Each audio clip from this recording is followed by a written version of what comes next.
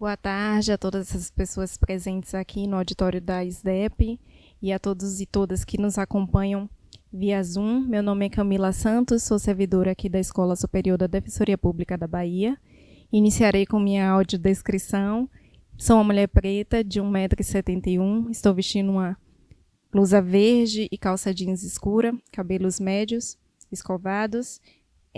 Hoje iniciaremos o nosso 5º encontro do curso de Mobilidade e Equidade, que tem como tema Planejamento da Mobilidade Urbana e proposta do SUM, Sistema Único de Mobilidade.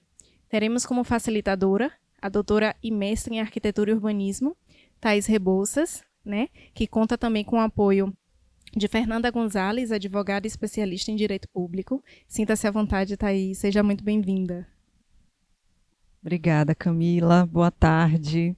Todas, todos, todes, que eu não estou vendo, inclusive. Eu quero, mais uma vez, agradecer a presença de todo mundo, o interesse pelo tema, que para a gente é muito importante, porque a gente entende que esse é um tema importante para transformar a vida, nossas vidas. Hoje, essa aula ela foi construída em parceria com Fernanda Gonzalez, que está aqui, mas que está com um problema de garganta e não vai poder ministrar a aula comigo, mas está aqui de meu apoio. Ela vai saber quando eu esquecer alguma coisa, ela vai me dizer. Eu preciso fazer autodescrição, é verdade. Eu sou uma mulher cis, de estatura baixa, cabelos negros, ondulados. Eu estou vestindo um vestido azul claro e um kimono estampado. Hoje a gente chega no último dia do curso, no nosso último encontro, para falar do planejamento da mobilidade urbana e da proposta da criação de um sistema único de mobilidade urbana. Então, a gente começa com uma linha do tempo, um pouco, para a gente se situar, porque esse momento que a gente está vivendo agora, ele é resultado de um acúmulo de atuação de diversas forças, nessa temática. Esse é um tema que sempre, assim, que na história sempre gerou muita movimentação política, inclusive, Salvador é da década de 30, se eu não me engano, a primeira revolta dos bondes. Enfim, a gente tem também vários episódios que acontecem no Brasil inteiro, nos anos 80, nos anos 90, porque seguimos numa curva ascendente de complexificação e da problemática mesmo, do transporte e da mobilidade urbana. Mas, diga. Ouvi? Melhorou agora? Então, eu vou recapitular um pouco, para quem não estava conseguindo ouvir. A gente começa com uma linha do tempo, que traz eventos recentes, mas é importante a gente destacar que esse é um tema que sempre gerou muita movimentação, política, porque é um tema que vem se complexificando. A revolta do bonde aqui em Salvador é da década de 30 ou 40, agora eu fiquei um pouco na dúvida, mas de lá para cá a gente tem, é um pouco cíclico, essas revoltas, essas manifestações contra as condições de transporte e de mobilidade urbana. Então, a gente tem nos anos 80 e nos anos 90 também um período de muito acirramento, dessas movimentações por conta das dificuldades, da complexidade do acesso, e da qualidade do transporte, dos transportes, da mobilidade urbana. Mas a gente, nossa linha do tempo, ela começa já no século atual, no nosso milênio novo, a partir de marcos importantes, que acho que ajudam melhor, que são suficientes, pelo menos, para a gente entender um pouco em que momento estamos hoje, nessa temática, em relação a políticas públicas, ao planejamento, e aos novos rumos mesmo que esse tema tem tomado, né? Então, primeiro a gente começa com o Estatuto das Cidades, né? E aí tem algumas... eu trago um pouco, né, de eventos que aconteceram localmente, mas também que ganharam proporção nacional e que tiveram também muita importância e influência na formulação dessas políticas também e do planejamento, enfim.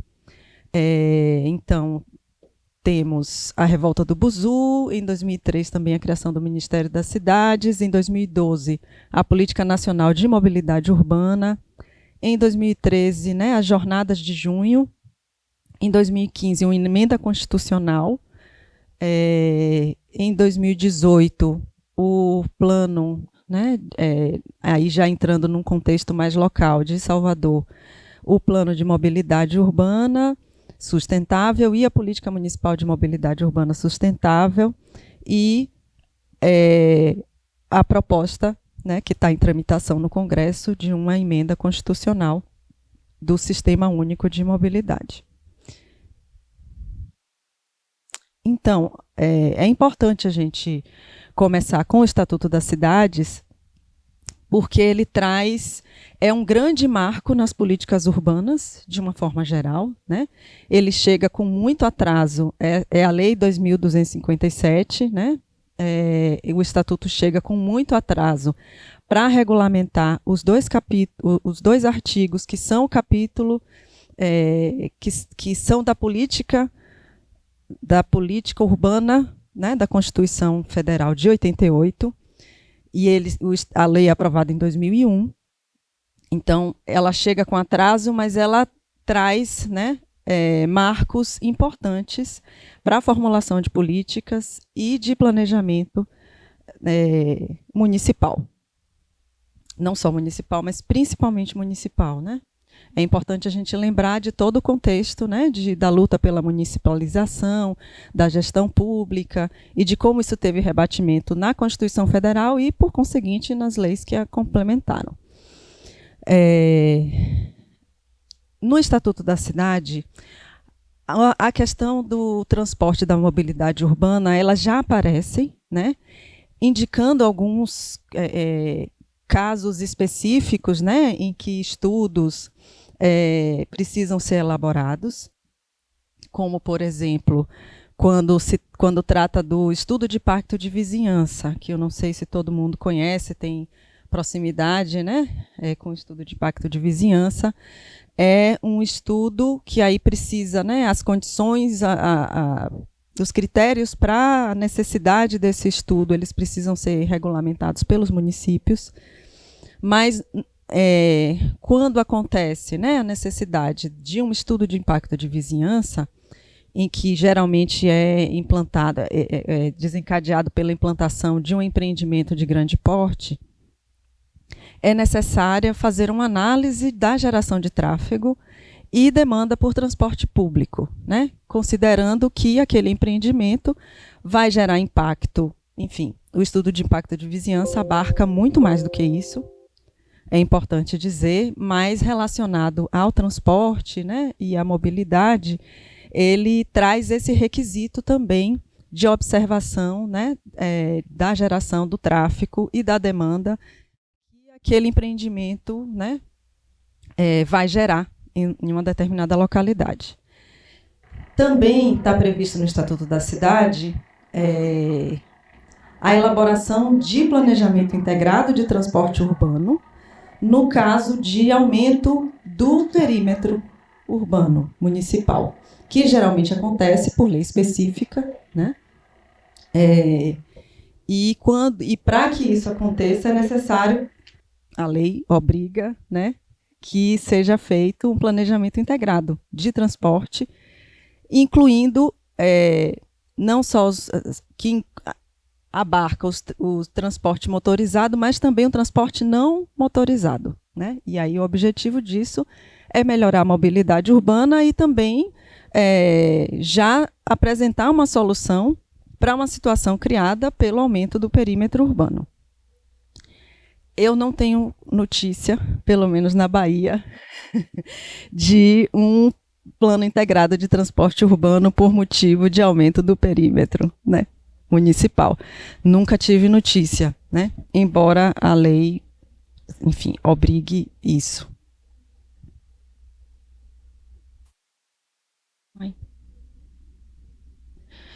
E também o Estatuto da Cidade, de uma forma assim também específica, né, fala que municípios com mais de 20 mil habitantes e que também integram a região metropolitana e aglomerações urbanas, eles precisam elaborar um plano de rotas acessíveis. E aí isso está muito relacionado com a acessibilidade mesmo, né? E aí a lei fala de acesso a passeios, né, e espaços públicos, e também acesso a órgãos públicos, equipamentos, né, locais de prestação de serviço público e privado, enfim.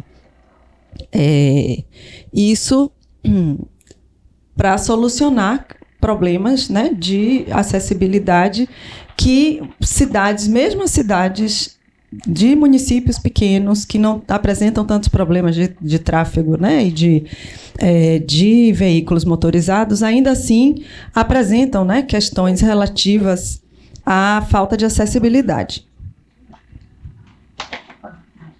Bom, obrigada. E aí, bom, é importante notar que o Estatuto da Cidade, ele não traz uma preocupação tão ampla, né, voltada para a mobilidade.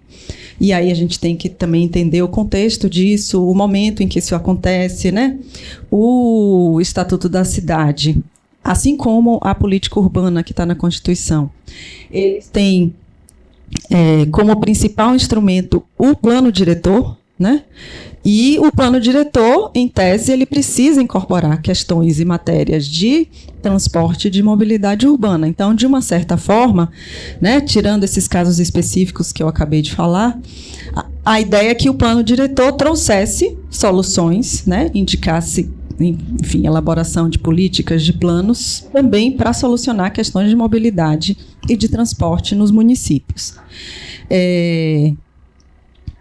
Em 2003, né, 2 anos depois da aprovação do Estatuto da Cidade, é criado o Ministério da Cidade, né, que, pela primeira vez, o Brasil tem um ministério que vai se dedicar à elaboração, né, de políticas e de planejamento urbano de uma forma concentrada, né? Então, não é que não acontecesse isso no passado, mas os órgãos que tratavam dessas questões, eles estavam descentralizados em outros ministérios, desarticulados. Então, a ideia do Ministério das Cidades é que, reconhecendo, né? E aí é importante notar que a gente já somos um país né, com maior parte da sua população vivendo em áreas urbanas, que é algo que também justifica a criação de um ministério, né, como esse.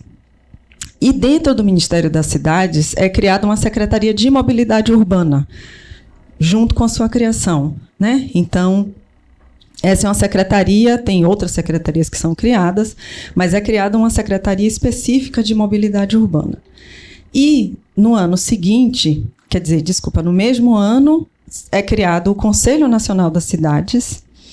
E o Conselho Nacional das Cidades, ele se organiza a partir de comitês técnicos e existe um comitê, né, hoje ainda, porque felizmente, o Conselho Nacional das Cidades, que foi extinto pelo governo Bolsonaro, ele é restituído agora no governo Lula, e junto com o Conselho, todos os comitês técnicos. E existe um comitê técnico de trânsito, transporte e mobilidade urbana, que é coordenado pelo secretário nacional de transportes, né? Esse comitê foi criado no ano seguinte da criação do Conselho, em 2004, e que tem o poder de, enfim, formular também, né, influenciar e formular políticas públicas, também um papel de fiscalização, né, dos atos públicos, e teve um papel bem importante, assim, né, na condução da elaboração de políticas de políticas relacionadas, enfim, políticas urbanas, mas também relacionadas à mobilidade.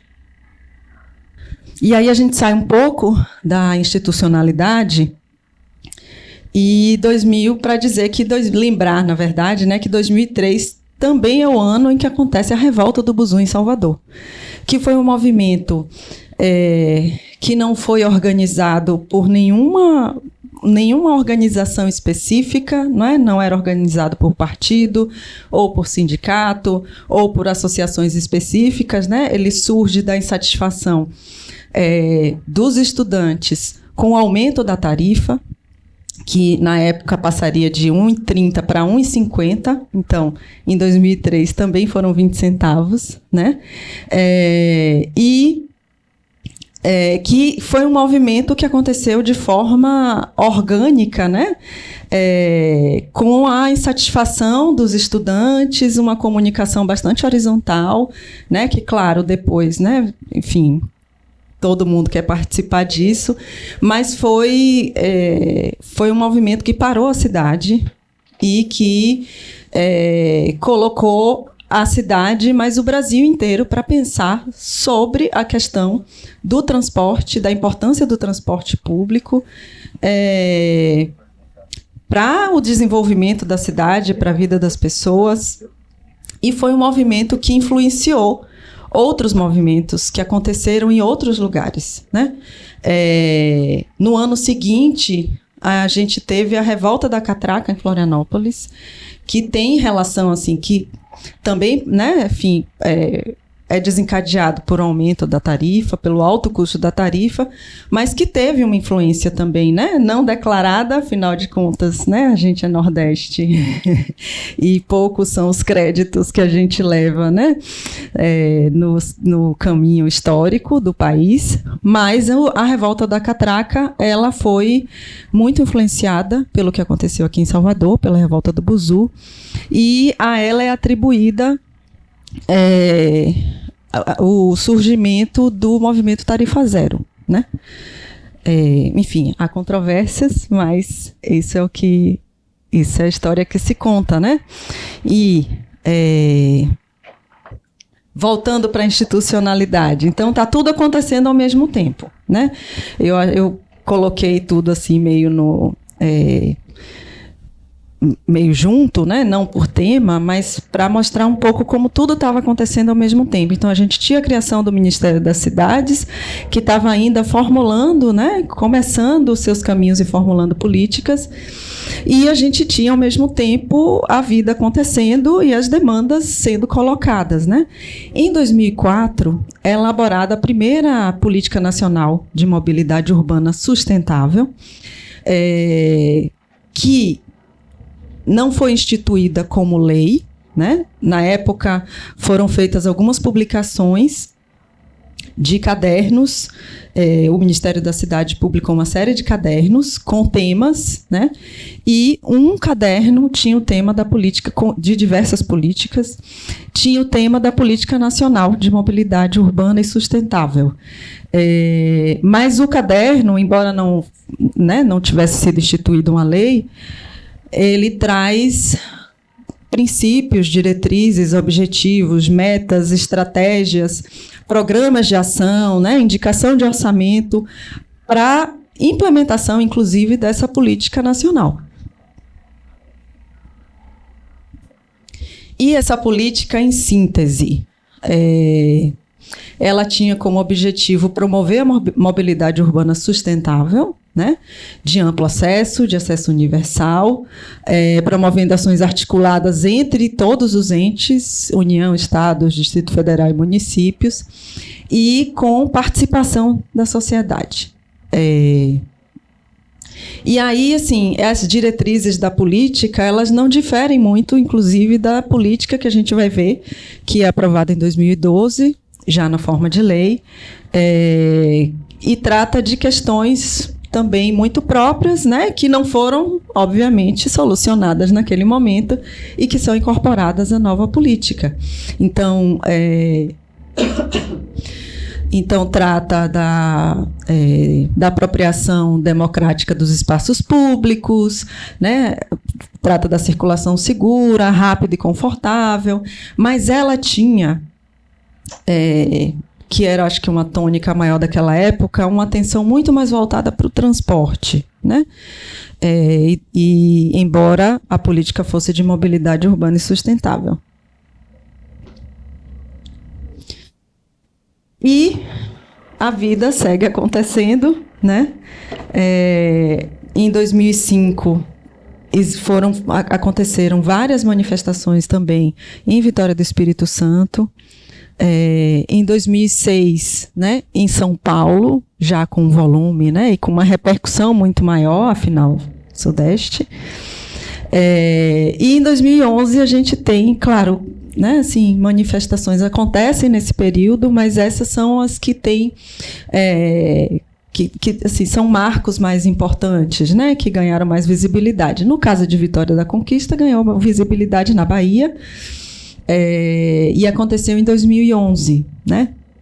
Então, já num caldo de uma crise, né, reforçada, né, pelos anos 2010, e já assim num caldo do que viriam a ser as jornadas de junho, né? Que aconteceram, que começou em São Paulo, por conta da tentativa de aumento da passagem da tarifa de ônibus em 20 centavos também, né, 10 anos depois. A manifestação que contestava esse aumento, ela foi muito duramente reprimida, né, por força policial. E isso fez com que essa movimentação ganhasse o país inteiro, né? Então, aliado às demandas, né, à necessidade de melhoria das condições de transporte de todo o Brasil, a forte repressão gerou uma repercussão em várias capitais e cidades, não só capitais, que fizeram manifestações simultâneas no Brasil inteiro, né, em apoio a São Paulo, mas reivindicando também melhorias nas condições de transporte, né? Só uma correção. Na verdade, a pauta da tarifa zero, né, com esse nome, ganha uma repercussão nesse momento. Lá atrás era passe livre, eu falei do tarifa zero, mas lá atrás foi passe livre. E aí, com as jornadas de junho, o problema ele se tornou inadiável, né? Ele acabou mobilizando bastante, né, o Executivo Federal, né? Ali a gente tem uma imagem de manifestantes em Brasília, ocupando, né, a rampa do Congresso. E isso se desdobrou, né, enfim, em outras ações do governo federal, que a gente vai falar um pouquinho delas, mas não por acaso, porque, né, assim, não começou tudo em 2013. A gente falou um pouco, né, desse caldo, dessas manifestações, insatisfações e das condições de mobilidade nas cidades.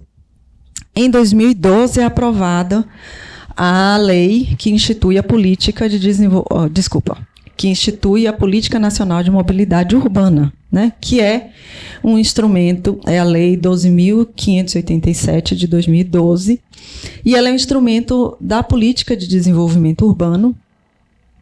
Então, ela é também, né, um desdobramento da política urbana lá instituída, né, criada pela Constituição Federal em 88, e ela tem o objetivo, né, assim, geral de integração entre os diferentes modos de transporte, a melhoria da acessibilidade e mobilidade das pessoas e de cargas no território do município, e a articulação do município com outros municípios, com estados, com regiões.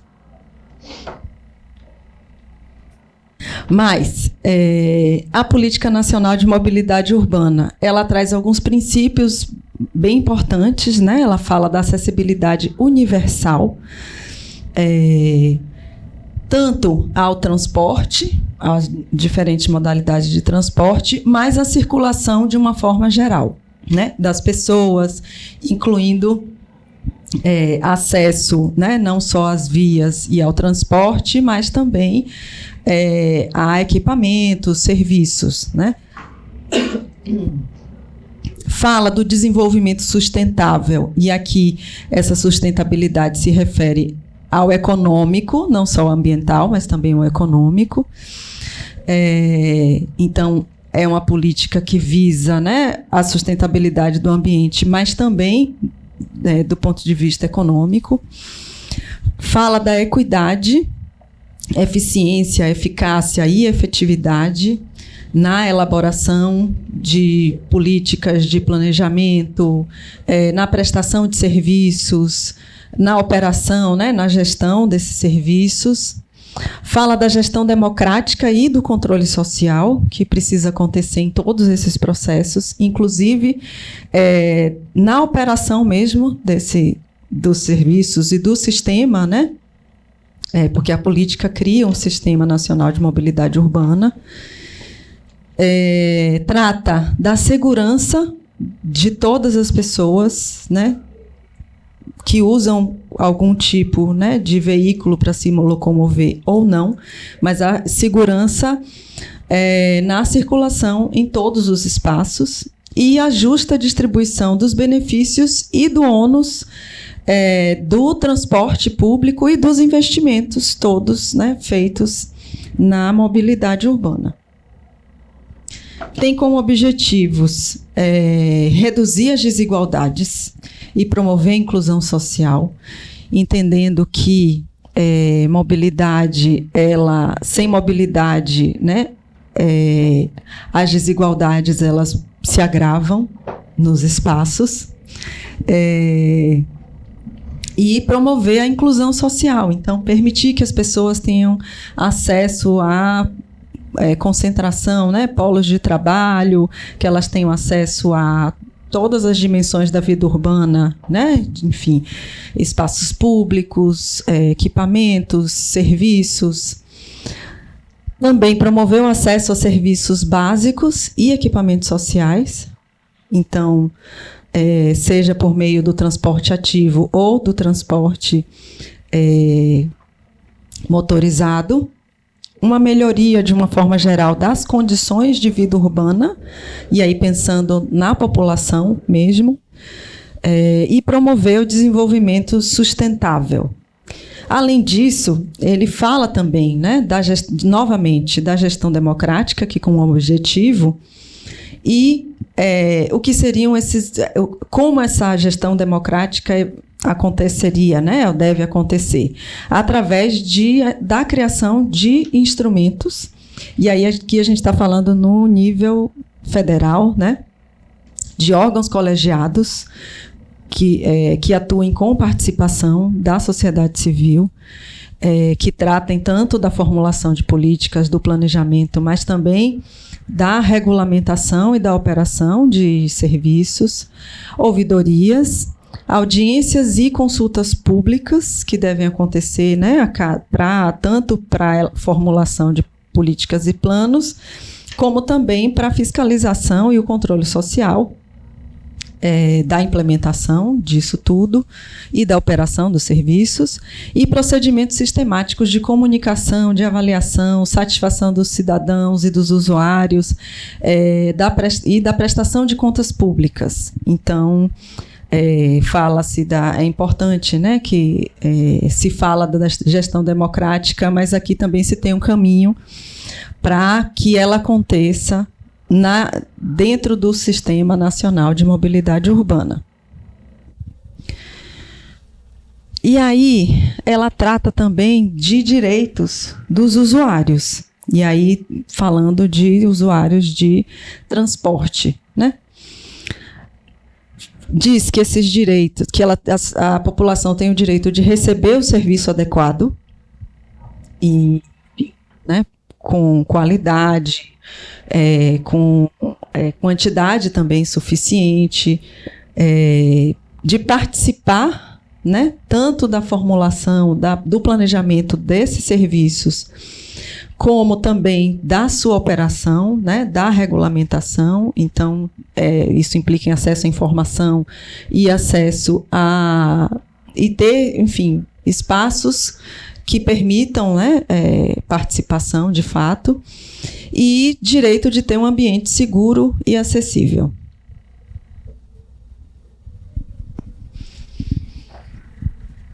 Tem uma outra coisa que é criada, né, assim, que é instituído pela Política Nacional de Mobilidade, que é com relação à obrigatoriedade de se elaborar o plano de mobilidade urbana.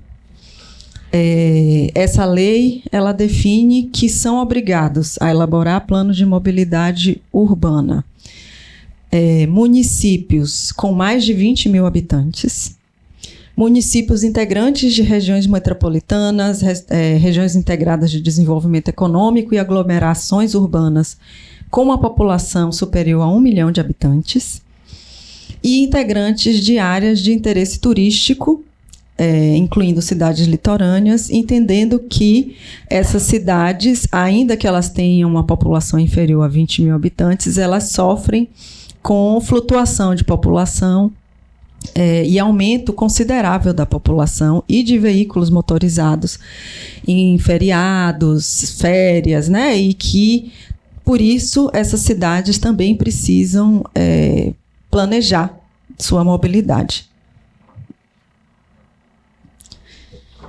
E a política fala também que esse plano de mobilidade ele precisa ser integrado e compatível com os planos diretores. E aí isso é algo bem importante, assim, né? Que no caso de Salvador, pelo menos, a gente não vê tanta articulação assim com o plano diretor. E isso é importante porque o plano diretor como disse o Estatuto da Cidade e mesmo a Constituição, né, o principal instrumento para a política urbana no Brasil. Então, o plano diretor ele tem que trazer diretrizes para o desenvolvimento municipal em todas as suas áreas, né, principais, em todos os seus setores, de mobilidade, de saúde, de educação. E os planos de mobilidade que chegam precisam observar o que foi planejado no plano diretor e se desenvolver a partir daquelas orientações, né? E também, quando for o caso, né, se integrar aos planos de desenvolvimento urbano integrado e planos metropolitanos de transporte e de mobilidade. Nos municípios que não contem com sistema de transporte coletivo ou individual, o plano de mobilidade ele precisa ter o foco no transporte não motorizado. Então, planejando infraestrutura urbana destinada aos deslocamentos a pé e por bicicleta, né? Entendendo que, se não tem transporte, não significa que não tem mobilidade e demanda por melhoria de mobilidade no município, né? Então, assim, isso é uma coisa bem importante, assim, que ganhou, que gerou um certo alvoroço, inclusive, né, na época da sua promulgação, porque, você institui a mobilidade da elaboração de um plano de mobilidade por todos esses municípios, e aí são muitos municípios, né, que atendem essas condições, esses requisitos, e os municípios começam a, inclusive, né, se ver diante dessa obrigatoriedade. Um tempo depois, né, logo, acho que é de 2014, uma publicação, um caderno de referência para a elaboração de planos de mobilidade pelo Ministério das Cidades. Então, assim, entendendo, inclusive, que a maior parte desses municípios que se viram obrigados a elaborar esse plano não tinham a menor ideia de como fazer isso, né? É uma obrigação que, inclusive, nem estava entre as principais demandas dessas movimentações todas, pela melhoria da mobilidade urbana, mas que ganhou, né, toda essa importância. E, inclusive, a Lei da Política Nacional, ela instituía um prazo, que, se eu não me engano, era 2015, mas eu posso estar errada, mas acho que foi 2015, para que todos esses municípios tivessem seus planos elaborados. O que aconteceu, né, como aconteceu com várias outras exigências relacionadas ao planejamento, inclusive do planejamento de saneamento, é que isso foi sendo adiado. No último adiamento, o prazo para cidades com mais de 250 mil habitantes venceu esse ano, em abril desse ano, e as cidades com menos de 250 mil habitantes têm o prazo de 2025 para terem seus planos elaborados e aprovados, né? Então, mesmo assim, a gente vê que muitos dos municípios não elaboraram, né? Assim, não estão ignorando, né? Descumprindo a lei, sem sofrer penalidades, né? Das 27 capitais do Brasil, a gente tem 16 municípios, ou 16 capitais que não elaboraram ainda seus planos. No Nordeste, só Maceió não elaborou seu plano ainda. Mas 16 é um número considerável, né? E aí vamos imaginar os municípios com com 20 mil habitantes, né? Que condições esses municípios têm para elaborar esses planos? Algo parecido aconteceu com os planos diretores, quando da aprovação do Estatuto da Cidade, né, que houve uma instituição e uma cobrança do governo federal pela elaboração dos planos diretores. Mas, naquele momento, houve uma movimentação do Ministério, inclusive, né, que criou um programa para elaboração de planos diretores. Então, houve um financiamento público dos municípios que elaboraram em massa planos diretores, de qualidades, né, bastante questionáveis. Avaliações foram feitas, inclusive, do que foi produzido. Mas o fato é que, no caso do plano de mobilidade, apenas foi criada a obrigatoriedade e agora os municípios se veem em condição de, alguns já descumprindo a lei, outros em vias de descumprir, né, a lei da política nacional. Em 2015, um outro marco assim, bem importante foi a criação da Emenda Constitucional 90, que reconheceu o transporte como um direito social, junto com outros direitos sociais, como moradia, como saúde, como educação. E aí, isso criava implicação pública para soluções sobre o transporte, né? Essa era uma emenda constitucional que tramitava desde 2011 e foi aprovada apenas em 2015. E que de certa forma, né, assim, uma espécie de resposta política também a essa movimentação, né, das jornadas de junho de 2013. Eu queria propor agora que talvez, deixa eu só lembrar o que é que tem adiante.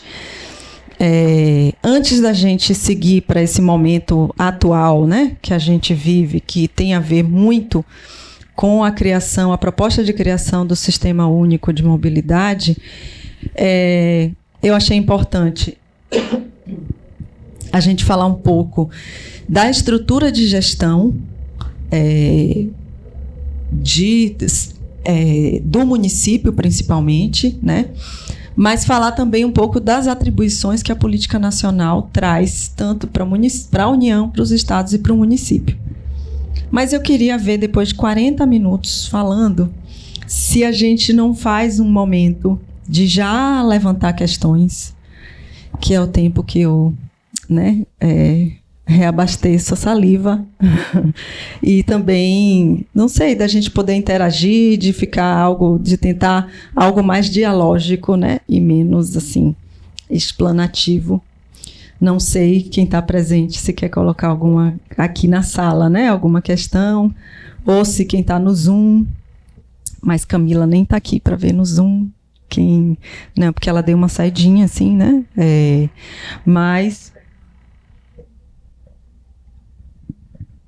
enfim, eu vou seguir um pouco, mas aí eu já faço esse convite a vocês elaborarem questões até aqui, até esse momento, né? Enfim, já irem formulando questões, porque a gente pode fazer uma pausa em algum momento para esclarecer dúvidas, né? Para comentários. Mas então vamos falar um pouco da estrutura de gestão, que se organiza de uma certa forma hoje pelas atribuições estabelecidas pela Lei da Política Nacional de Mobilidade Urbana. Então, a gente tem como atribuições da União a prestação de assistência técnica e financeira para a elaboração de políticas de planejamento e do planejamento, né, de tanto dos estados como dos municípios que precisam, né, elaborar suas políticas e seus planos. A organização e disponibilização de informações sobre o Sistema Nacional de Mobilidade Urbana, então, de reunir informações, né, sobre mobilidade urbana do país e disponibilizar essas informações nesse sistema. Fomentar a implementação de projetos de transporte público coletivo de grande e média capacidade nas aglomerações urbanas e regiões metropolitanas, então, financiar mesmo, né, a implantação desses projetos. Prestar também serviço de transporte público interestadual de caráter urbano, que pode ser prestado tanto de forma direta como por delegação ou de uma forma associada, com outros entes. Nas atribuições dos estados, a gente vê menos, né, a obrigação, não há uma obrigação de financiamento e de fomento, mas os estados devem prestar serviços de transporte público intermunicipais, e da mesma forma, pode ser de forma direta, ou por delegação, ou por associação, né? No caso da constituição de consórcios urbanos, por exemplo. Propor política tributária específica de incentivo para a implantação da Política Nacional de Mobilidade Urbana.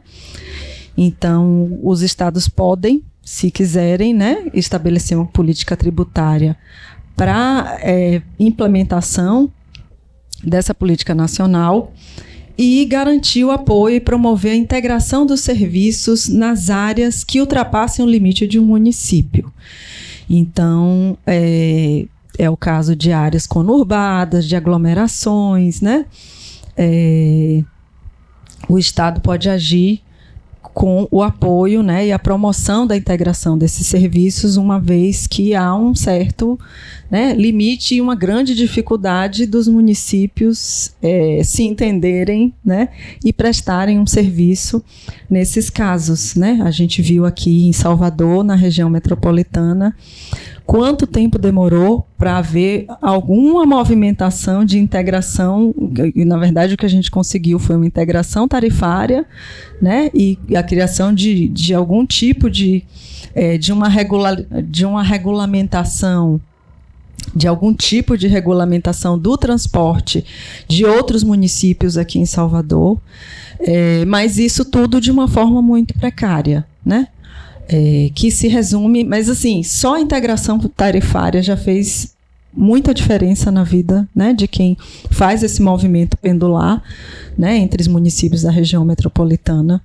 E o Estado poderia, né, tem atribuição para apoiar e promover esse tipo de integração quando ela não acontece por iniciativa dos municípios envolvidos.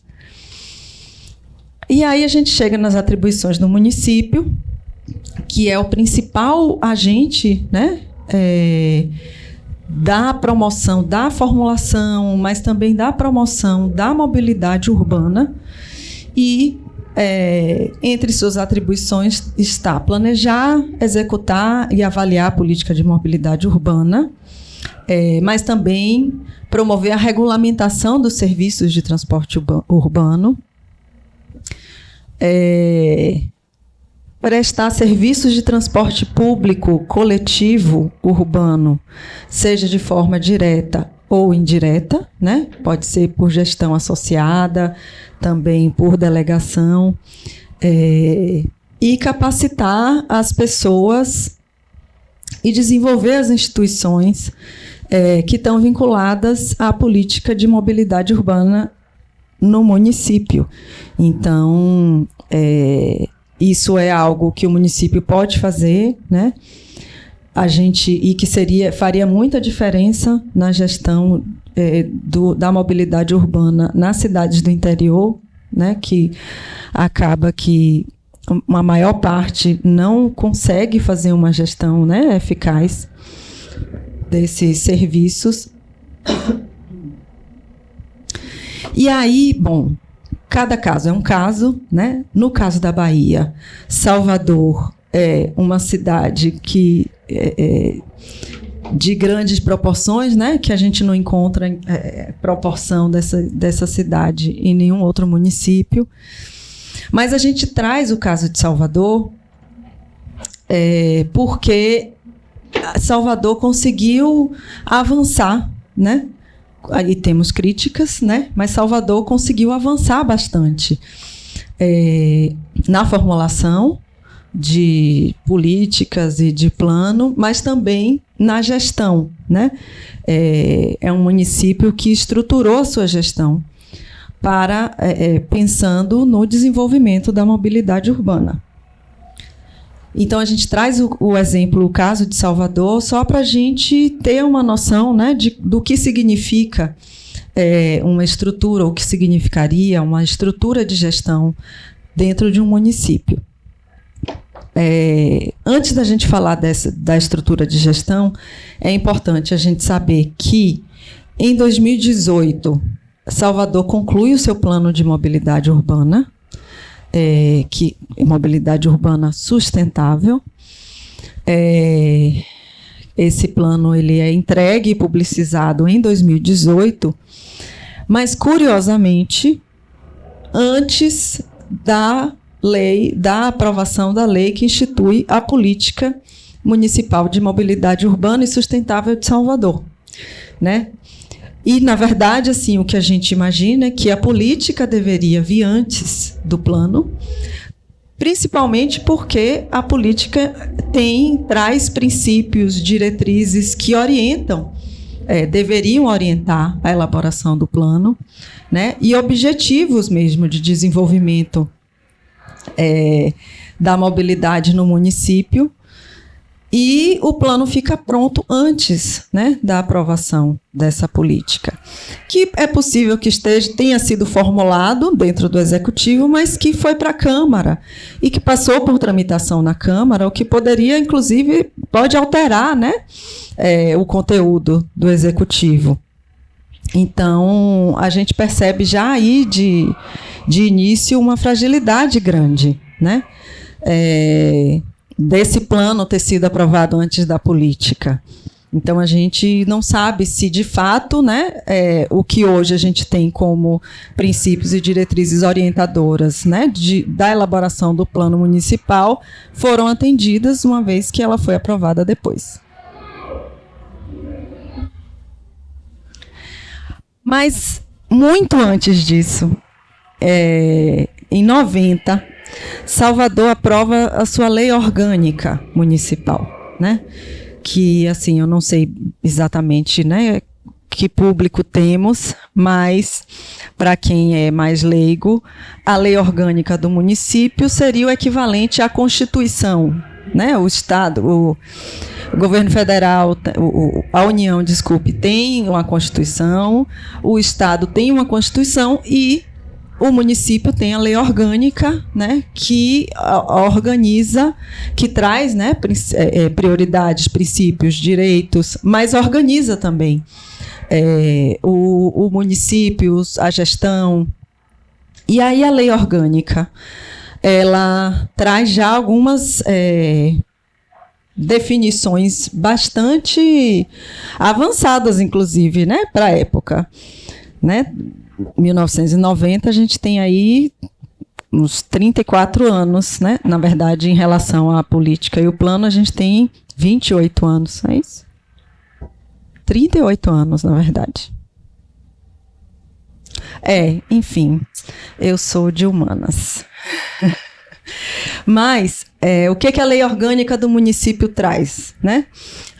Relacionado à mobilidade e transporte. Diz que compete ao município o planejamento e controle de serviços de transporte coletivo, seja diretamente, né, prestados ou elaborados diretamente por concessão ou por permissão. Então, em 1990, né, já trazia, antes mesmo da política nacional, a gente já tinha uma competência instituída pelo município para elaborar o planejamento e fazer o controle dos serviços de transporte coletivo. A lei orgânica traz também que o transporte coletivo deverá ter uma tarifa condizente com o poder aquisitivo da população e que assegure justa remuneração do capital. Então, ele traz uma dimensão social da tarifa que está relacionada à sustentabilidade dessa tarifa, não só para quem está oferecendo o serviço, né, recebendo aquela tarifa, mas para quem vai usufruir do serviço. Então, é preciso que, na definição dessa tarifa, seja levado em conta o quanto essa população pode pagar, né? E isso, de uma certa forma, assim, isso deveria balizar a nossa política de tarifas desde o princípio, né? Mas o que a gente viu é que, pelo menos na experiência de Salvador dos últimos anos, é que a tarifa, o serviço, ela acabava sendo custeado todo pelo usuário, praticamente, né? E o que onerava muito essa tarifa para os seus usuários, inclusive excluindo, né, vários usuários em potencial do serviço porque não tinham condição de pagar. Então, é bem interessante a gente notar, né, que na década de 90 já se falava da composição da tarifa, não apenas como pelo pagamento do serviço, mas com a partir, inclusive, do seu interesse social, né? Outra coisa interessante que a lei orgânica do município traz é que ela prevê que o ônus dos custos do serviço de transporte coletivo devem ser assumidos por todos que usufruem do benefício, mesmo de forma indireta. Então, o que isso significa? Que todos devem arcar com o custo do transporte coletivo, não apenas quem está usando ele diretamente, né? E aí, quem usa esse serviço, esse benefício de forma indireta? A própria lei orgânica fala, né? O comércio, a indústria, o governo federal, estadual, municipal, né? Que, em última instância, inclusive, são empregadores, né? E nos anos 90, em 1990, isso já estava colocado, né, de que todos deveriam custear esse serviço de transporte, não apenas o trabalhador, não apenas aquele que está pagando a tarifa. Ela institui também a obrigatoriedade do Poder Executivo de encaminhar para a Câmara Municipal uma planilha de custos, no caso de aumento de tarifa.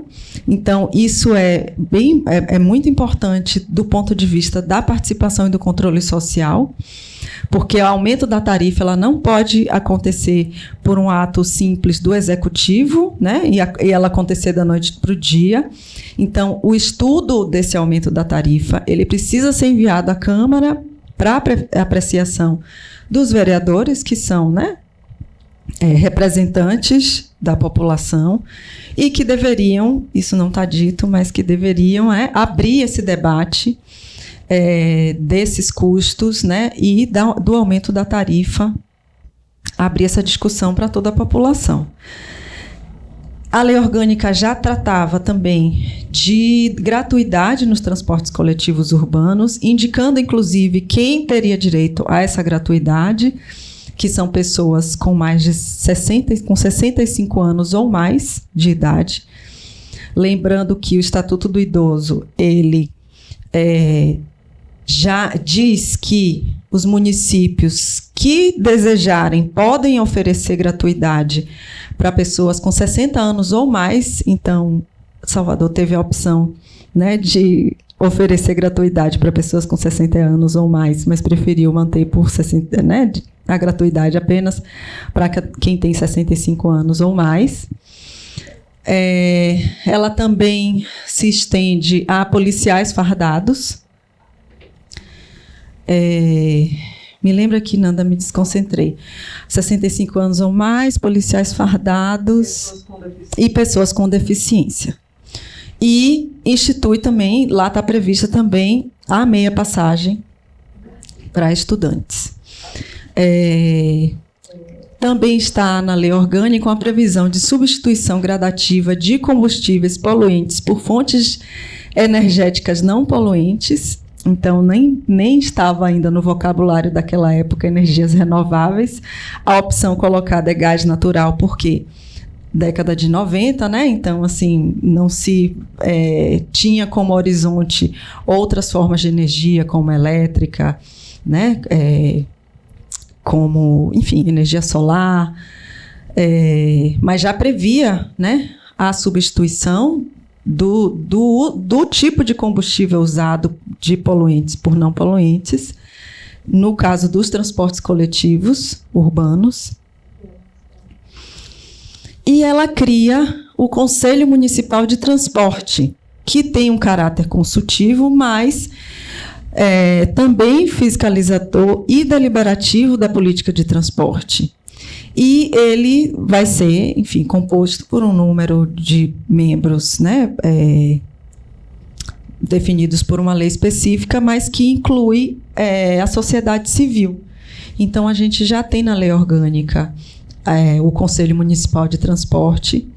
E aí, assim, por que a gente traz isso, né? Porque os municípios podem e devem se organizar, né? Reestruturar suas leis orgânicas, inclusive para incluir também definições sobre mobilidade urbana, no caso, os que não, né? Dos que não têm. E em Salvador, né? Como é que está estruturada essa gestão? A gente tem, e aí isso aqui já é instituído por uma outra lei, né? A lei que trata da estrutura de gestão do município. E aqui a gente destaca a gestão de transportes. Em Salvador existe a Secretaria Municipal de Mobilidade, que tem atribuições como planejar, coordenar, executar e controlar a política municipal dos transportes públicos, engenharia de tráfego, regulação e controle dos serviços municipais. E ela deve ter a seguinte estrutura organizacional. Então, o primeiro órgão na verdade, são órgãos colegiados, né? Que são o Conselho Municipal de Transporte e a Junta Administrativa de Recursos e Infrações, né, que cuida de, enfim, infrações de trânsito. Então, esses órgãos colegiados fazem parte da estrutura de gestão do município, né? Eles não são um apêndice, eles não são só para consultar quando for conveniente, eles são da estrutura da gestão de Salvador. E aí tem órgãos da administração direta, né, que são unidades administrativas, que são várias, mas tem uma subsecretaria, ouvidoria, uma assessoria especial para a implementação do plano de mobilidade, do Plano Municipal de Mobilidade. Tem unidade de gerenciamento de processo e de projetos, né? Diretoria de operação e de planejamento de transportes, gerência de estudos e pesquisas, gerência de projeto de mobilidade urbana, tem uma diretoria de gestão do BRT, né? Que é o transporte coletivo específico, digamos assim, né? Que a gente tem no município. E consta uma diretoria específica para a gestão do BRT e uma diretoria de transportes mais geral, uma gerência de contratos de concessões, né, uma coordenadoria administrativa, e na administração indireta a gente tem a Transalvador, né, que é quem cuida do trânsito do município. Aí, antes de falar do Sistema Único de Mobilidade, eu queria ver se a gente não tem, de fato, questões sobre o que a gente falou até agora, né? Porque muita coisa já foi dita.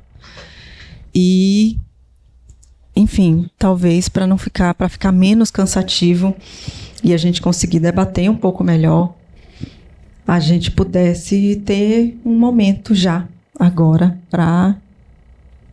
para dúvidas, para comentários. Não sei se tem defensores ou técnicos no interior, né, que estão assistindo, acompanhando pelo Zoom. Seria interessante saber como é que funciona, né, no município onde eles estão, se tem órgão próprio, se o município atende às atribuições, né? Não sei, Camila, tem alguma... Eu fiz um pedido mais cedo, fui solenemente ignorada. Poxa vida. Bom, então a gente vai seguir até o fim da apresentação, com a expectativa de que questões sejam colocadas ao final, né? Mas aí a gente vai agora entrar num outro momento, digamos assim, que a gente está vivendo um outro momento relacionado à pauta da mobilidade urbana e com propostas, né? A gente tem propostas que visam avançar, né? Mais não só na política, mas na gestão mesmo, né, da mobilidade, do transporte, e entendendo que o transporte ele tem um peso muito importante na mobilidade, sobretudo na mobilidade urbana, né, e de cidades que precisam, que dependem mesmo desse transporte para seguir funcionando, né, para ter todas as suas atividades em pleno funcionamento, e que o acesso a serviços e equipamentos básicos dependem desse transporte. E aí, a gente tem hoje em tramitação no Congresso uma proposta de emenda constitucional da criação de um Sistema Único de Mobilidade. Não sei quem já ouviu falar sobre isso, né? Mas a ideia desse sistema, que tem o apelido de SUM, o Sistema Único de Mobilidade, é corrigir o atual quadro crítico do transporte público brasileiro, que é marcado por uma tarifa alta, por uma baixa qualidade de serviço e pela falta de transparência sobre o investimento e sobre o custeio. E aí, assim, o que seria um sistema único de mobilidade? A ideia é que se construa um sistema para a mobilidade, como existe um sistema único de saúde, né? Como é hoje feito a oferta também, né, de educação. É assumir que, e aí a partir lá que eu falei, né, da emenda constitucional 90, em que o direito à mobilidade ele passa a ser um direito social, faria todo sentido que esse direito social fosse oferecido de forma gratuita, né, para todo e qualquer cidadão, enfim, de todo o Brasil. Mas isso implica, assim, isso traz um grande desafio interfederativo, porque imagino que a primeira pergunta que as pessoas estejam se fazendo mas quem vai pagar isso? Como isso vai se viabilizar na prática? E aí a gente pode começar já a falar um pouquinho dessa proposta de emenda constitucional. É uma proposta de autoria da deputada Luísa Erundina, que é a mesma da emenda constitucional que foi aprovada, né? Isso lá em 2015, que institui o transporte como um direito social. Ela apresenta agora essa proposta de emenda constitucional, que está tramitando no Congresso com o número 23, e ela acrescenta um capítulo na Constituição, dentro do título 8, para oferecer diretrizes sobre o direito social ao transporte. Então, né, admitindo que o direito social foi criado, essa PEC vem para complementar esse e criar diretrizes sobre esse direito social. Então, ela trata sobre o Sistema Único de Mobilidade e autoriza tanto a União como o Distrito Federal e municípios a instituírem contribuição para o uso do sistema viário destinado ao custeio do transporte público coletivo urbano. Então, a ideia é que a União, o Distrito Federal e os municípios, eles criem contribuições pelo uso do sistema viário e que isso ajude a custear o transporte público coletivo urbano. Porque a ideia é que o transporte público ele seja oferecido de forma gratuita, como é oferecido o serviço à saúde pelo SUS, como é oferecido o serviço de educação, né, pelos 3 entes federados. Então, a ideia é que quem usa o sistema viário passe a contribuir para o transporte público. E aí a gente está falando de automóveis, né?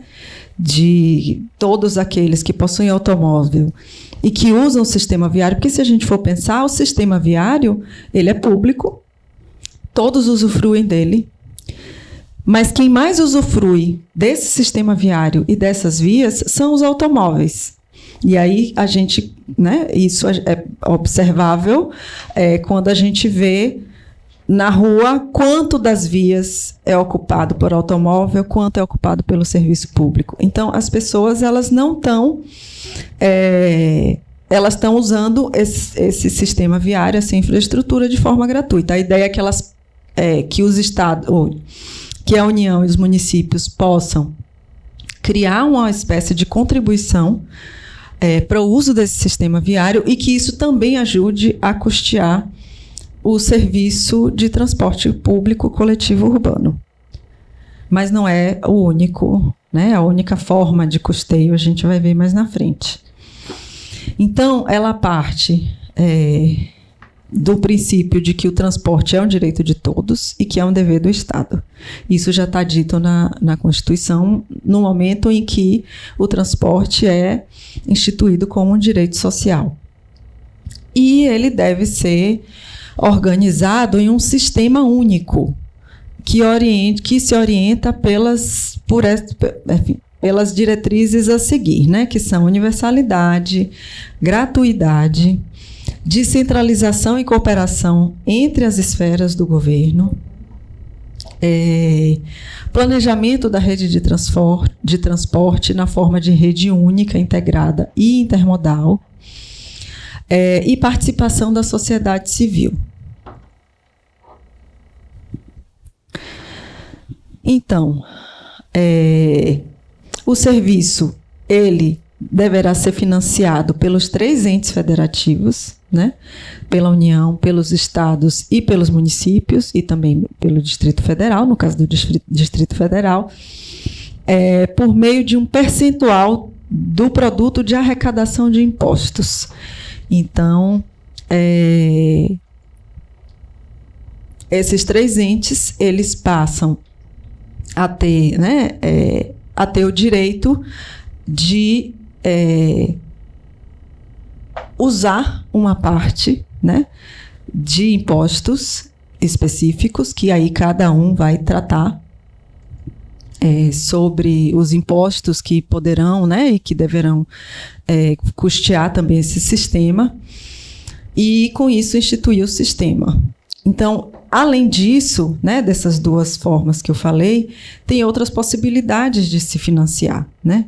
Uma é a contribuição, são as contribuições dos beneficiários pelo serviço público, receita e exploração de estacionamentos públicos. Então, a ideia é que os estacionamentos públicos, que isso passe a compor, né, esse fundo que vai garantir a tarifa gratuita. Também contribuição de melhoria decorrente de valorização imobiliária resultante de investimentos públicos em mobilidade, ou seja,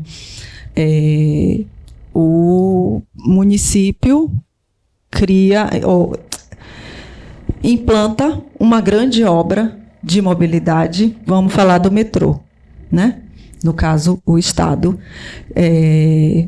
implantou aquela grande obra, esse grande serviço que valorizou toda a área próxima de onde ele foi implantado, né? Isso é fato. Grandes projetos, eles tendem a valorizar as áreas do seu entorno, né? Não tem estudo sobre o BRT ainda, mas é possível que isso tenha impactado, né, no valor dos imóveis, né, daquele entorno. Então, a ideia é instituir uma espécie de contribuição daqueles que foram beneficiados por essa valorização imobiliária, e aí exemplos, BRT, metrô, VLT vem por aí, né? Então, que quem se beneficiou, inclusive, né, financeiramente desses projetos, contribua também com esse fundo.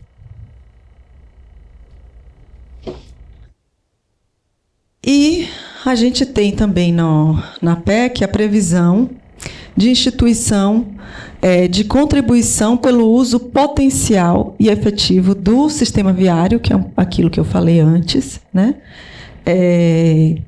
Que vai ser destinado a custear também esse serviço de transporte gratuito. Então, isso pode acontecer, né, pelos municípios e Distrito Federal, cobrado pelo Distrito Federal e pelos municípios, e ser paga pelos proprietários de veículos automotores, que foi aquilo que eu falei antes, de qualquer natureza. Então, todo mundo vai pagar um valor para uso do sistema viário, e isso vai compor também o fundo do SUM, e também pela União, a ser paga pelo empregador, que seja pessoa física ou jurídica. Então, a ideia é que a gente retome um pouco ou amplie, digamos assim, a contribuição do empregador no transporte do seu empregado. Hoje, a gente sabe como isso é feito. o empregador, ele contribui, né, assim, com o Vale Transporte, né, que assim, não sei mais como é que fala, mas que é o Vale Transporte, né, ele paga uma parte do transporte do seu funcionário, do seu empregado, para que ele vá trabalhar. Mas nem todo mundo paga isso, né? E hoje, depois da lei das terceirizações, com a ampliação, né, de contratação de pessoas jurídicas, esse direito ele está sendo cada vez menos acessado pelos trabalhadores, porque os empregadores eles não estão cada vez menos oferecendo, né, esse vale transporte. Mas a ideia, então, é que aprovada essa emenda constitucional, que a União possa cobrar do empregador, né, seja ele pessoa física ou pessoa jurídica, cobrar uma taxa, né, um imposto que vai também compor esse fundo e que vai financiar a tarifa gratuita. E aí, pensando numa perspectiva mais ampliada, não só do seu empregador diretamente, mas de toda a população, né? Então, tem uma composição assim, complexa, né, de possibilidades da constituição desses fundos que vão financiar essa tarifa zero, né? E aí a gente pode ficar assim, poxa, mas isso não tem como ser implementado, o empregador vai querer pagar, né? Eu imagino que muitas questões devem surgir daí. Mas o fato é que hoje eu vi uma atualização, né, de que 128, a confirmar, mas 128 municípios no Brasil já possuem tarifa zero. Então, a tarifa zero ela já está acontecendo. A ideia do Sistema Único de Mobilidade é que isso possa ser pensado para o Brasil inteiro. Isso aqui é um mapa um mapa do Brasil. Na elaboração desse mapa, tinha 101 municípios que tinham, então aí não tem 128, né? Aí tem 101 municípios que já tinham tarifa zero, funcionando nos seus municípios, né? Nesses casos, é o município que tem arcado com todo o custo dessa tarifa zero, que a gente entende que não é justo, né? Que, inclusive, é contra, inclusive, princípios da própria política nacional de mobilidade urbana. Então, porque só o município precisa arcar com esses custos, né? A ideia, então, é que isso seja uma realidade para todo o Brasil, né? De que o transporte urbano, né? Ele seja todo custeado, assim, que ele seja gratuito, que a gente possa viver uma tarifa zero em todo o município.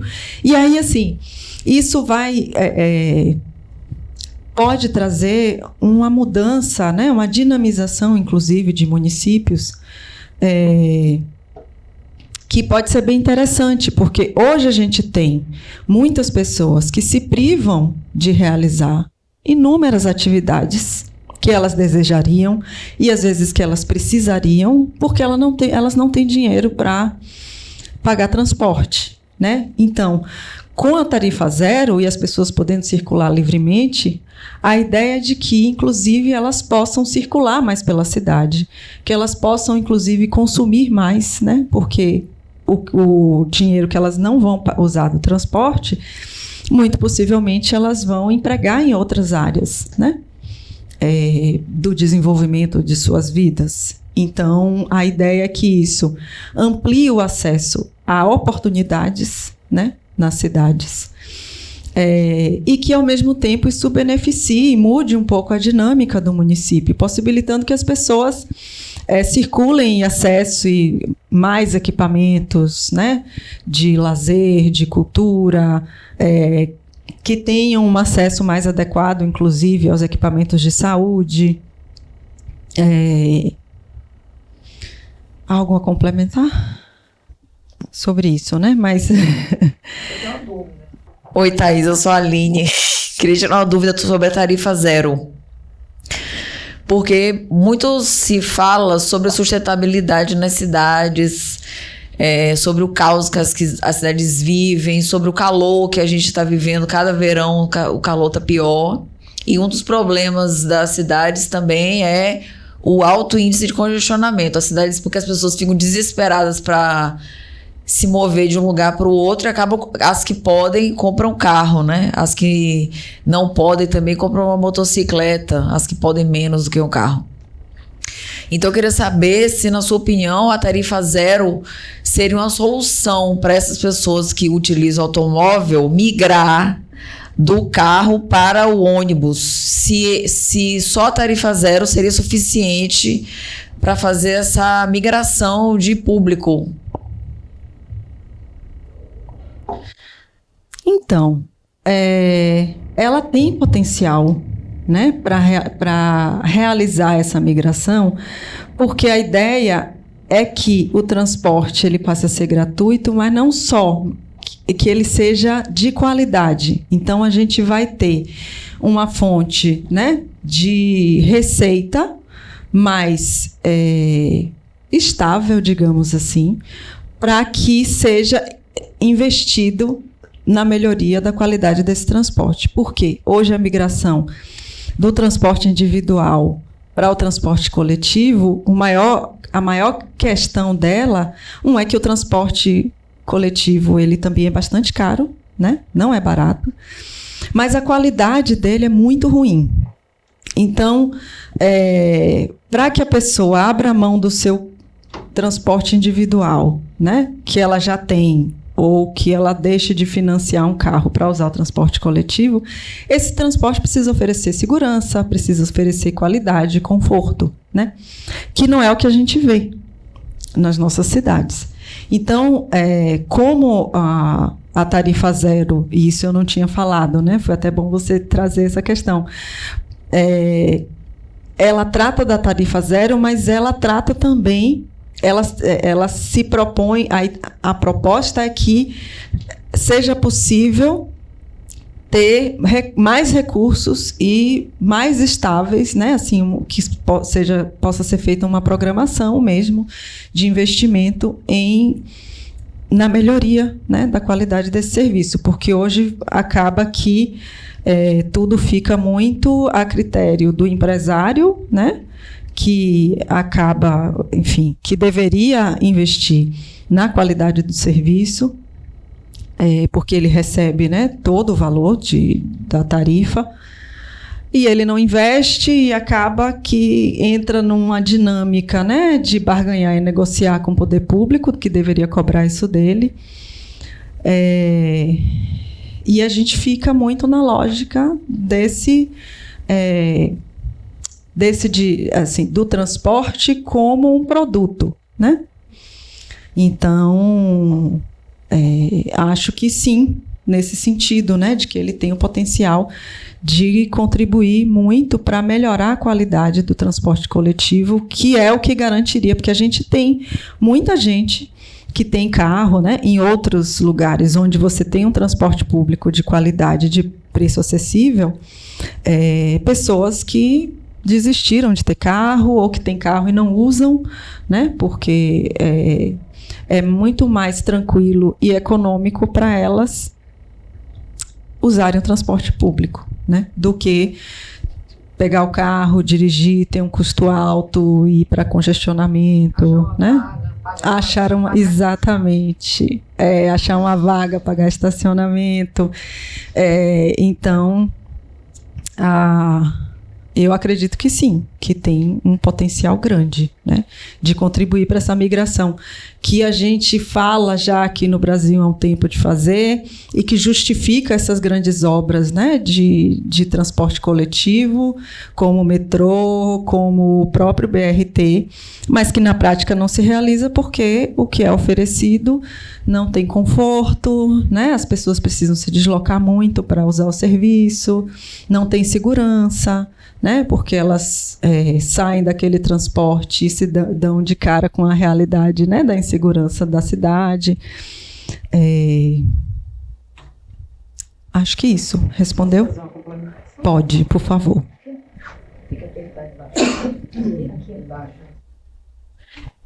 Thaís, a gente fala, né, que quando houve a licitação de transporte de Salvador, a modelagem pensada foi de custeio 100% pela tarifa do transporte. Só que a gente sabe que esse sistema ele explodiu, né? Ele não existe mais da forma como está. E de uns anos para cá, a prefeitura já aprovou subsídios indiretos para esse transporte. Então, em Salvador já é vigente a isenção de IPTU e de ISS para o sistema. Essa isenção ela tem um impacto grande no orçamento, acho que é aproximadamente 25 milhões de reais por ano. Isso não refletiu em melhora do serviço, né? Então, não há mais o custeio, né? 100% do sistema pela tarifa. A prefeitura ela já aporta recurso público, né, pela renúncia de receita. Isso não reflete na qualidade do serviço.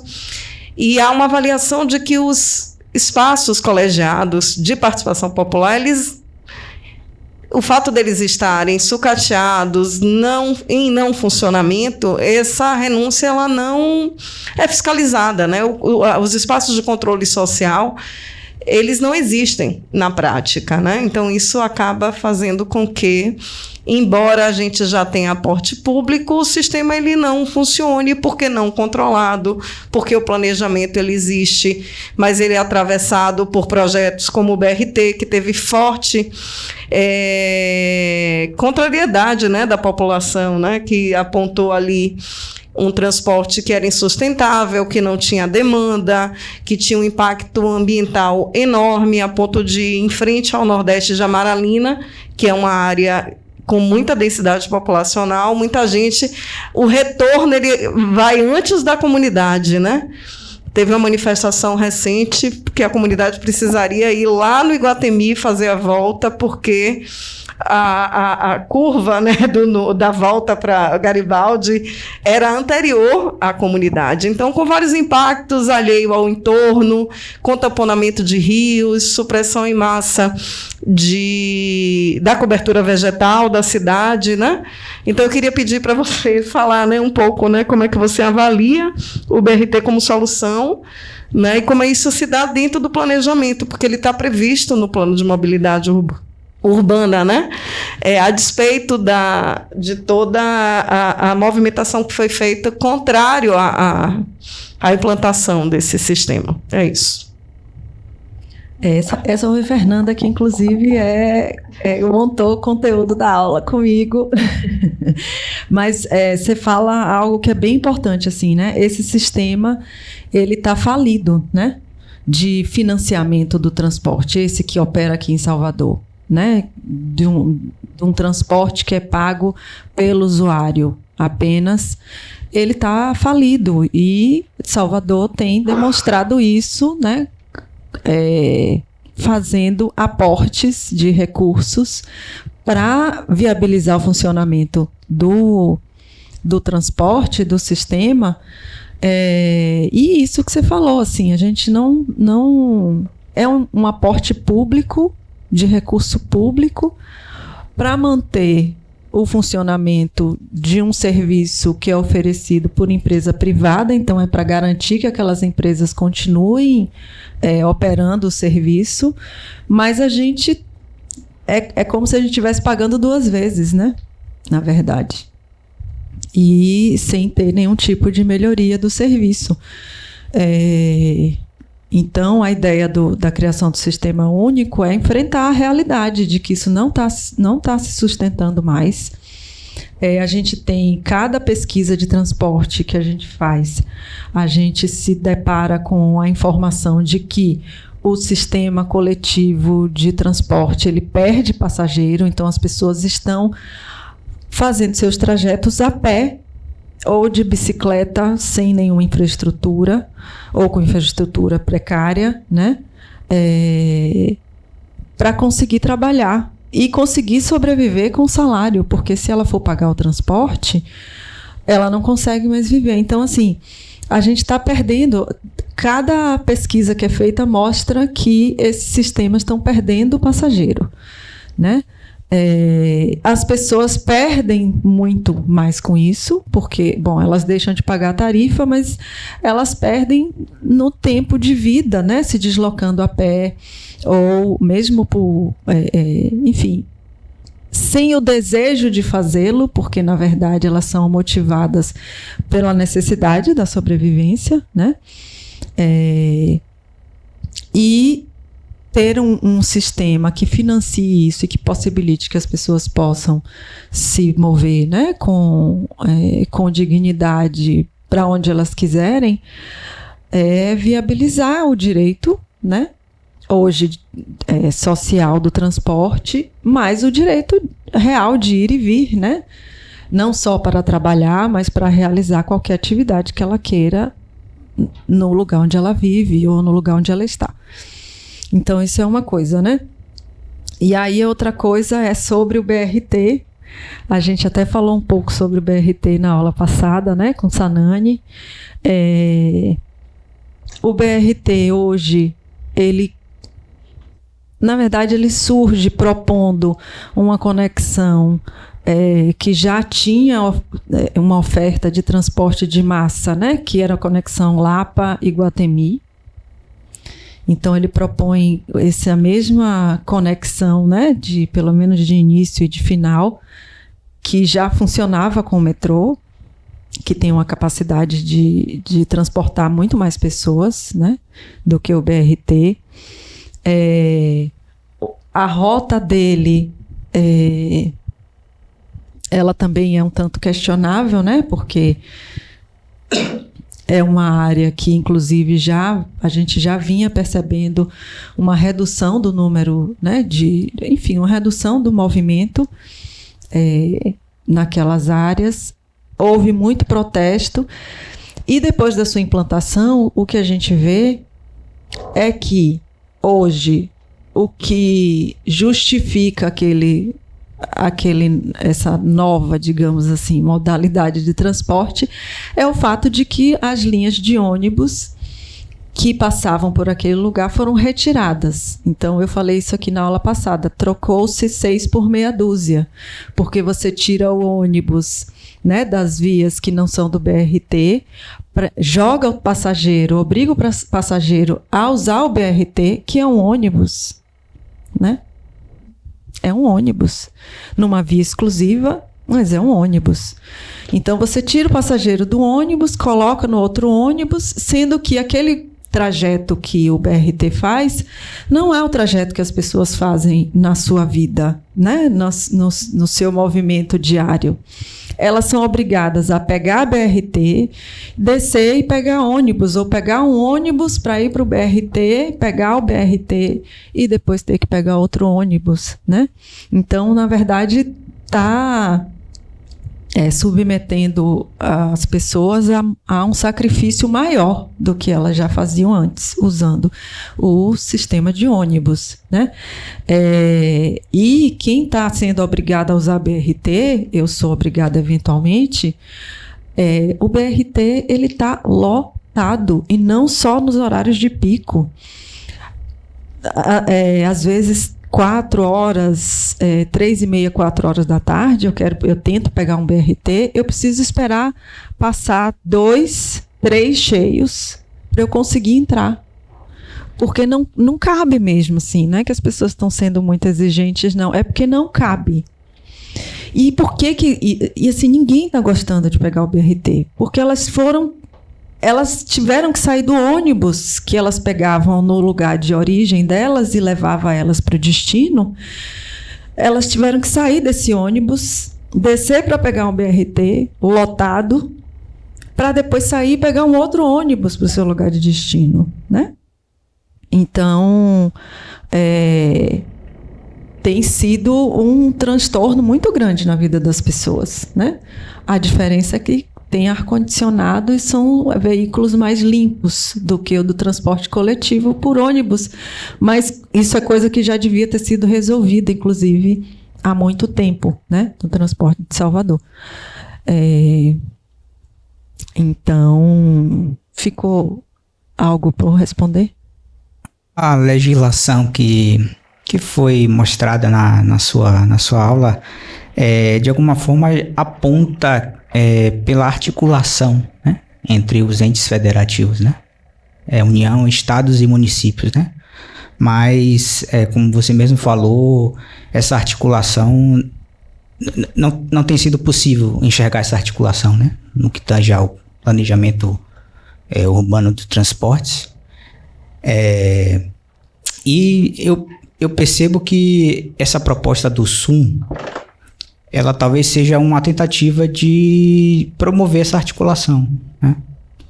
Talvez até colocar mais a União nessa articulação, né? Nesse papel de fazer a articulação. Talvez seja esse o papel da União, né? Fazer articulação com os estados e os municípios. E talvez essa proposta do SUM esteja alinhada com o que os municípios têm defendido, né? Através da Frente Nacional de Prefeitos. Eles têm defendido muito que a União entre subsidiando, né, o transporte urbano nos municípios. E a pergunta que eu faço qual é a dificuldade para fazer essa articulação entre os entes federativos? Por que essa dificuldade?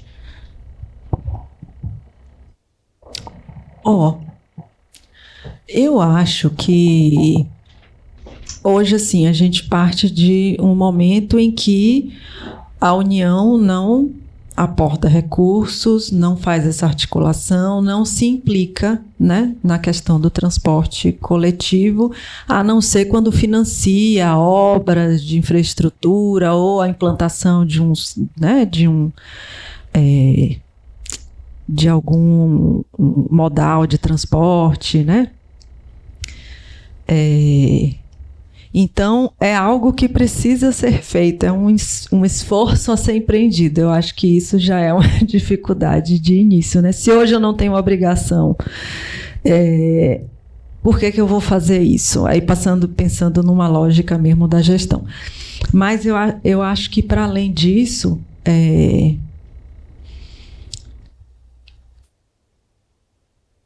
o SUM, assim, só comentando um pouco, né,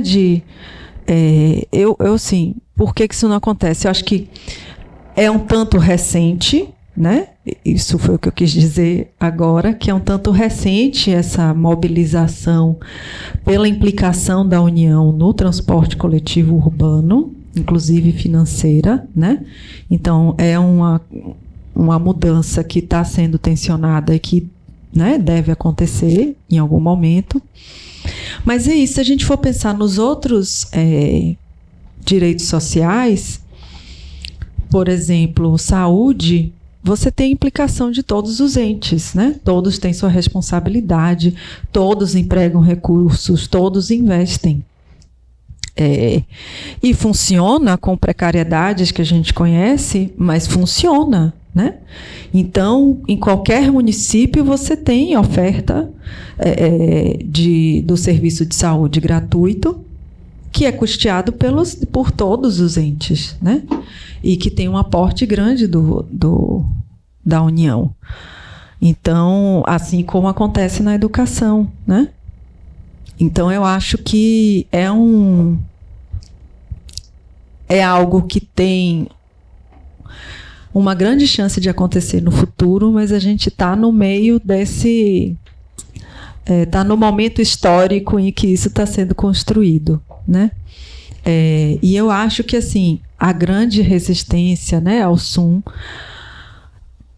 tem várias possíveis, né? Tem algumas ideológicas, mas essas a gente, né, acho que a gente não é o caso de ser tratado pela política pública, mas a gente tem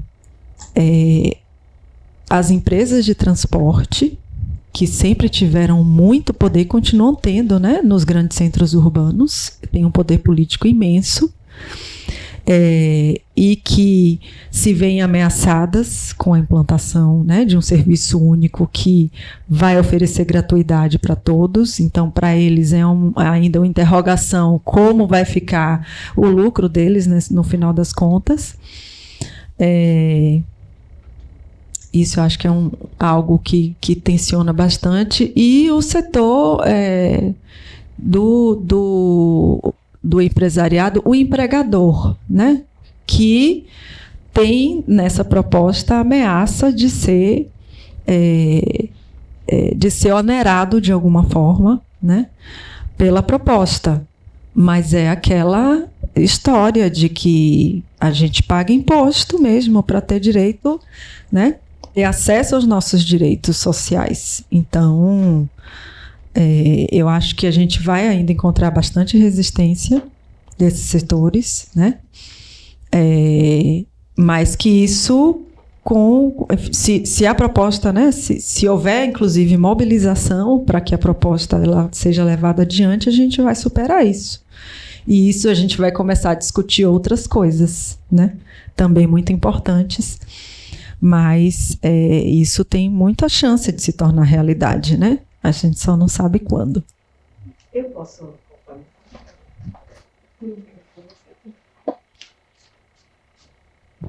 eu penso que ainda estão em disputa os projetos, né, de cidade. Isso, o campo ideológico, ele influencia as políticas, né? Então, há uma aposta, porque não é que a União não tenha recurso, porque é aportado no município milhões, bilhões de reais todo ano em grandes obras, né? Em vias, em viadutos, em projetos que não dialogam com o planejamento local. Então, acho que pensar no SUM é um pensamento sério, complexo, porque a situação é complexa, e que talvez traga uma solução de longo prazo que vai impactar profundamente a dinâmica da cidade, que vende o projeto do BRT, dentre outras coisas, como um projeto que vai te ligar do Iguatemi até a Lapa sem sinaleiras. Eu ouvi isso do secretário de Mobilidade Urbana. Um projeto que são 6 pistas, se eu não me engano, 2 só são para ônibus, né? As demais são todas para o transporte individual. Então, acho que isso vai modificar, essa proposta modifica uma dinâmica, uma lógica, projetos que são baseados em grandes projetos que têm interesse da construção civil, que tem...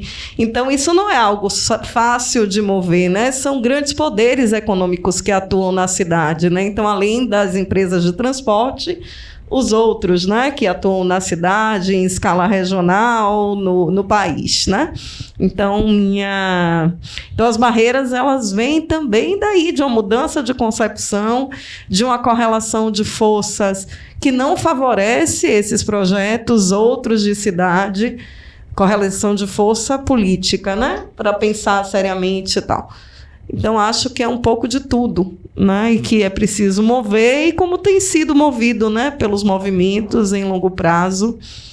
É isso.